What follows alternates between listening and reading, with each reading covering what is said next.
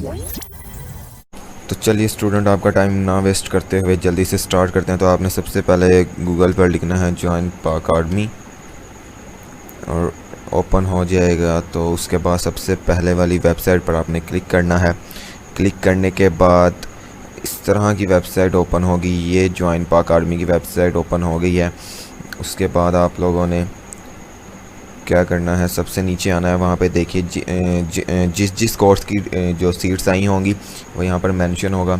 जैसा कि यहाँ पर 146 PMA लॉन्ग कोर्स की सीट्स आई हुई हैं। TCC SSRC की जो हैं सीट्स गुजर चुकी हैं, क्योंकि इनकी यहाँ पर रजिस्ट्रेशन फॉर्म फिल का ऑप्शन रिमूव हो चुका है, क्योंकि इनकी डेट्स गुजर चुकी हैं। तो हम चलते हैं PMA लॉन्ग कोर्स में। इसकी अभी तक डेट नहीं गुजरी रजिस्ट्रेशन की। तो जैसा कि हमारी वीडियो का पर्पस आप लोगों को रजिस्ट्रेशन के बारे में बताना था, तो चलिए चलते हैं, सीखते हैं रजिस्ट्रेशन फॉर्म को किस तरह फिल करना है। तो आपने यहाँ पर क्लिक कर लेना है। क्लिक करने के बाद आपके सामने ये रजिस्ट्रेशन फॉर्म ओपन हो चुका है। अब आप लोगों ने क्या करना है वो मैं आपको बताता हूँ। तो सबसे पहले है कोर्स। सबसे स्टूडेंट्स, मैं आपको एक बहुत इंपॉर्टेंट बात बताते चलूँ कि मैं यहाँ पर अपनी डिटेल नहीं लिखूँगा, ताकि मेरी डिटेल और इन्फॉर्मेशन आप तक ना पहुँचे। तो यहाँ सबसे पहले कोर्स पहले से ही फिक्स है। उसके बाद आपने टेस्टिंग सेंटर है जो वहाँ यहाँ से चूज़ कर लेना है। ये तमाम टेस्टिंग सेंटर हैं जहाँ जहाँ पर इनका इनिशियल टेस्ट लिया जाता है। तो मैं चूँकि लाहौर का हूँ तो मैं लाहौर का चूज़ करूँगा। आप ये देख सकते हैं रावलपिंडी, पेशावर, हैदराबाद, कराची, कोयटा, गिलगित, फैसलाबाद और ये सब जगहों के यहाँ पर मौजूद है। आप लोग जहाँ जिस सिटी के होंगे आपने वहाँ सेलेक्ट कर लेना है और आपका उसी सिटी के अंदर ही ये जो AS&RC सेंटर है वहाँ पर ही आपका इनिशियल टेस्ट लिया जाएगा। उसके बाद नेम की बारी आती है। तो आपने यहाँ पर अपना नेम लिखना है। जिस तरह का आपका नेम बे फॉर्म पर जिन स्पेलिंग के साथ लिखा है वो यहाँ पर लिखना है। उसके बाद डेट ऑफ बर्थ आप लोगों ने अपनी ठीक डेट ऑफ बर्थ लिखनी है, ताकि आपको बाद में कोई मसला ना आए सिलेक्शन के वक्त।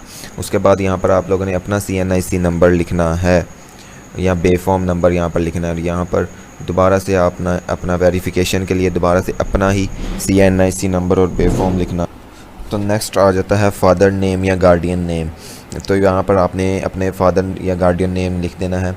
यहाँ पर फादर गार्डियन का CNIC नंबर, यहाँ पर आपने फादर का प्रोफेशन, जो उनका प्रोफेशन है वो यहाँ पर आपने लिखना है। ये दिए हुए हैं प्रोफेशंस, यहाँ से आपने चूज़ कर लेना है। उसके बाद यहाँ पर प्रोफेशन की डिटेल देनी है आप लोगों ने। उसके बाद जो मोस्ट इम्पॉर्टेंट थिंग ये कि फ़ादर रैंक। तो आप लोग सोच रहे होंगे कि हमारे फादर का रैंक क्या है। तो ये उन बच्चों के लिए जिनके वालिद साहब आर्मी में हैं, ये वाला बॉक्स। उसके बाद फादर्स आर्मी नंबर, ये दोनों बॉक्स। उसके बाद फादर कॉप्स, ये तमाम चीज़ें। और उसके बाद फादर्स पेरेंट यूनिट, ये भी 1 2 3 4 5, ये उन बच्चों के लिए है जिनके वालिद साहब आर्मी में हैं। तो नेक्स्ट बात करते हैं फादर्स स्टेटस। तो उसमें जिनके वालिद साहब ज़िंदा हैं वो अलाइव के ऑप्शन को चूज़ करेंगे, जिनके वफ़ात पा चुके हैं वो इस डिसीज़ के ऑप्शन को चूज़ करेंगे। उसके बाद फादर इनकम, तो जो भी आपके फादर की इनकम है यहाँ से सही चूज़ कर लीजिएगा। उसके बाद प्लेस ऑफ डेथ। तो प्लेस ऑफ डेथ ये उनके लिए है जिनके वालिद साहब वफ़ात पा चुके हैं, कि किस जगह उन्होंने वफ़ात पाई, और यहाँ पे उनका नेचर, ऑपरेशन और टाइप ऑफ इंजरी। उसके बाद चलते हैं नीचे चलते हैं। नीचे यहाँ पर आप देख रहे होंगे कि नीचे हमारे पास आ गया है मदर्स नेम। तो यहाँ पर आपने अपने मदर का नेम, यहाँ पर मदर का CNIC नंबर, यहाँ पर मदर का प्रोफेशन कैटेगरी, यहाँ से आपने चूज़ कर लेनी है कि आपके मदर अगर जॉब करती हैं तो किस तरह की जॉब करती हैं। यहाँ पर सेम ऊपर जैसे फादर के प्रोफेशन की डिटेल थी, यहाँ पर भी मदर के प्रोफेशन की डिटेल आप लोगों ने देनी है। उसके बाद यहाँ पर सेम ऊपर वाला प्रोसेस मदर्स रैंक, तो जिनकी वालदा आर्मी में है उनके लिए है। सेम उसी तरह मदर्स आर्मी नंबर, सेम उसी तरह मदर्स कॉप्स, और यहाँ पर मदर्स पेरेंट यूनिट।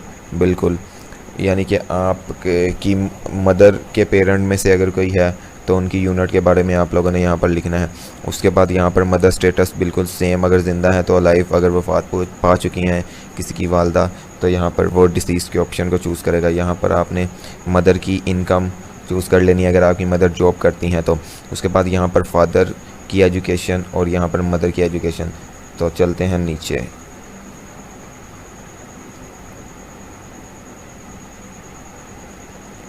नीचे चलकर देखते हैं यहाँ पर सिबलिंग्स, यानी कि आपके कोई सौतेले बहन भाई हैं तो आपने लिख देना है कि 2 हैं, 3 हैं, जितने भी हैं। तो अगर कोई नहीं है तो आपने यहाँ पर बस 0 कर देना है। उसके बाद फैमिली इनकम, यानी कि वालिद के अलावा अगर आपका भाई भी जॉब करता है तो टोटल फैमिली की इनकम आपने यहाँ लिखनी है। अगर वालिद ही सिर्फ जॉब करते हैं अभी तक तो उनकी यहाँ पर लिख देनी है आपने, जो भी उनकी इनकम आपने ऊपर दी थी वही यहाँ पर टोटल फैमिली की इनकम आ जाएगी। उसके बाद आपने यहाँ से डोमिसाइल, आप लोगों ने अपना देखना कि आपका डोमिसाइल किस जगह का है, तो आप लोगों ने इसी तरह यहाँ से अपना डोमिसाइल चूज़ कर लेना है। उसके बाद यहाँ से आपने अपना डिस्ट्रिक्ट, जैसे ही आप लोग अपना डिस्ट्रिक्ट चूज़ करेंगे उसके ऑटोमेटिकली यहाँ पर तहसील चेंज हो जाएगी। तो उसके बाद बात करते हैं प्रोविंस की, तो यहाँ से आपने अपना प्रोविंस चूज़ कर लेना है। और उसके बाद पोस्टल कोड आप लोगों ने घबराना नहीं है। पोस्टल कोड यानी कि आप जिस जगह पर रहते हैं आपने उसका नेम गूगल पर सर्च करना है। यानी कि मैं लाहौर टाउनशिप का हूँ तो मैं लिखूँगा लाहौर पोस्टल कोड टाउनशिप, तो उसका पोस्टल कोड आ जाएगा। मैं वहाँ से कॉपी करके यहाँ पर पेस्ट कर दूँगा। उसके बाद बात करते हैं एड्रेस की, तो यहाँ पर आपने अपना एड्रेस लिखना है और परमानेंट एड्रेस, यानी कि अगर आप किराए पर रहते हैं तो यहाँ पर आपने एड्रेस में वो लिखना है और परमानेंट एड्रेस यहाँ जो आपका ज़ाती मकान है या आबाई घर जहाँ पर भी आपका परमानेंट एड्रेस है वो लिखना है, ताकि अगर आप किराए के मकान से किसी और मकान पर जाते हैं तो आपके परमानेंट एड्रेस पे आपकी जो पोस्ट है वो आप तक पहुंचाई जा सके। उसके बाद जेंडर के बारे में बात करें तो जेंडर मेल फिक्स है पहले से ही, क्योंकि डिटेल में उन्होंने कहा था कि इसके लिए सिर्फ जो है मेल ही अप्लाई कर सकते हैं। हमारी डिस्कशन इस पे हो चुकी है। हम अगर आप लोग डिटेल जानना चाहते हैं तो डिस्क्रिप्शन में वीडियो मौजूद है, वहाँ से डिटेल जान सकते हैं। उसके बाद यहाँ पर आपने देखना है कि अगर आप यहाँ पर आप लोगों ने चूज़ कर लेना है मैरिड अनमैरिड। उसके बाद यहाँ पर मुस्लिम नॉन मुस्लिम, यहाँ पर आपने अपना सुन्नी शिया में से सिलेक्ट कर लेना है। और उसके बाद यहाँ पर जो नॉन मुस्लिम होंगे उन्होंने यहाँ से चूज़ कर लेना है। उसके बाद आपकी कास्ट, तो जो आपकी कास्ट है वो यहाँ से आपने यहाँ पर लिख देनी है। उसके बाद आपने यहाँ पर फ़ोन नंबर और यहाँ पर ईमेल लाजमी ठीक लिखिएगा, क्योंकि ईमेल पर उनकी काफ़ी नोटिफिकेशंस आती हैं, पोस्ट वगैरह आती हैं उनकी जो है ईमेल पर। और यहाँ पर बात करते हैं इंपॉर्टेंट पॉइंट की है पेरेंट स्टेटस। तो पेरेंट स्टेटस में अगर आप फ्रेश हैं तो फ्रेश, अगर नो रिकमेंडेड हो चुके हैं SSB PMA या TCC में से, नेवी एयरफोर्स में से तो आपने यहाँ पर वो चूज़ कर लेना अगर आप फ्रेश कैंडिडेट हैं तो ठीक है। उसके बाद नीचे जो फ्रेश कैंडिडेट नहीं है ये वाला पोर्शन उनके लिए है, जैसे कि अपीयरेंस स्टेटस इन्फॉर्मेशन, आप लोग पहले किस में अपीयर हो चुके हैं।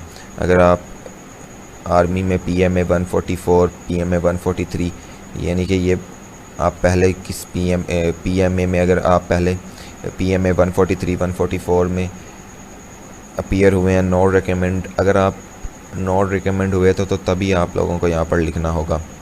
अगर आप फ्रेश कैंडिडेट हैं तो आपको यहाँ पर लिखने की कोई ज़रूरत नहीं है। नीचे बात करते हैं एप्लीकेंट सर्विंग स्टेटस, जो लोग पहले आर्मी में सर्व कर रहे हैं जैसा कि डिटेल में मौजूद है वो यहाँ पर चूज़ करेंगे और ये सारे ऑप्शंस उनके लिए हैं।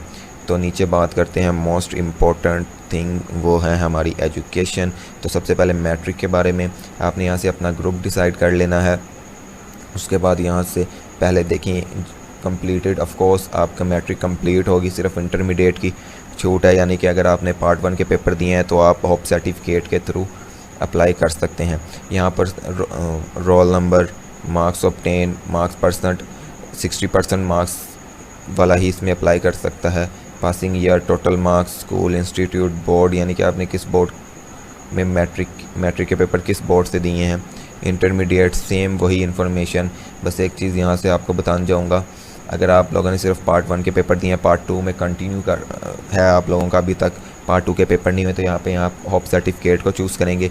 यहाँ पे आप अपना पार्ट 1 का ही रोल नंबर लिखेंगे, पार्ट 1 के ऑब्टेन मार्क लिखेंगे, पार्ट 1 की ही परसेंटेज लिखेंगे और टोटल मार्क्स भी पार्ट 1 के लिखेंगे और पासिंग ईयर भी पार्ट 1 का ही लिखेंगे। अगर तो आपने इंटरमीडिएट कंप्लीट कर लिया तो तब सब कुछ सेकंड ईयर वाली यहाँ पर इंफॉर्मेशन आ जाएगी, वरना आप फर्स्ट ईयर वाली देंगे और यहाँ पर होप सर्टिफिकेट को चूज़ कर लेंगे। उसके बाद नीचे चलते हैं बैचलर्स। तो जो लोग बैचलर के स्टूडेंट हैं ये उनके लिए इन्फॉर्मेशन है और यहाँ से वो अपना ग्रुप डिसाइड कर लेंगे। उसके बाद यहाँ पर roll number, marks obtain, mark percent या CGPA और यूनिवर्सिटी यहाँ पर लिखेंगे अपनी वो। उसके बाद अदर क्वालिफ़िकेशन, अगर कोई अदर क्वालिफ़िकेशन रखता है तो ये 2 बॉक्सेस उनके लिए हैं। यहाँ पे अपनी क्वालिफ़िकेशन लिखेगा और यहाँ पर इंस्टीट्यूट, और नीचे आपने यहाँ पर टिक कर देना है कि मैं ये अपनी सारी इन्फॉर्मेशन ठीक दे रहा हूँ और अपनी मर्ज़ी से। और उसके बाद नीचे चलते हैं, अब हमारा काम ख़त्म होने वाला है। यहाँ से आपने इस कोड को कॉपी करके यहाँ पर पेस्ट कर देना है और उसके बाद आपने यहाँ पर रजिस्टर पर क्लिक करना है। तो स्टूडेंट्स, जब आप रजिस्टर के बटन पर क्लिक करेंगे तो उसके बाद आप लोगों के सामने ग्रीन सा पेज होगा और उसके ऊपर कुछ भी लिखा होगा। आप लोगों ने इसकी टेंशन नहीं लेनी। जस्ट दोबारा से आप लोगों ने ये चेक करने के लिए कि आप रजिस्टर हो चुके हैं या नहीं, और एग्ज़ाम डेट जानने के लिए जाना है दोबारा से आर्मी की वेबसाइट पर, और वहाँ पर आपने ये देखें एग्ज़ाम स्लिप, यहाँ पे आपने इसके आगे सामने क्लिक करना है। जैसे क्लिक करेंगे तो आपके सामने इस तरह का फॉर्मेट ओपन हो जाएगा और यहाँ पर आपने ये जानने के लिए कि आप लोग रजिस्टर हो चुके हैं या नहीं और अपनी एग्ज़ाम डेट के बारे में, तो यहाँ पर आप अपना CNIC नंबर इस बॉक्स में लिखेंगे, नीचे वाले बॉक्स में फादर का CNIC नंबर, और इस कोड को यहाँ से कॉपी करके पेस्ट कर देना है। और जैसे ही आप चेक स्टेटस पर क्लिक करेंगे तो क्लिक करने के बाद इस तरह का फॉर्मेट आप लोगों के सामने ओपन हो जाएगा। यहाँ पर मैंने अपनी applicant ID, name, CNIC number hide किया हुआ है, उस पिक लगा रखी है ताकि मेरी इन्फॉर्मेशन आप तक ना पहुँचे, क्योंकि वो आप लोगों के किसी भी काम की नहीं है।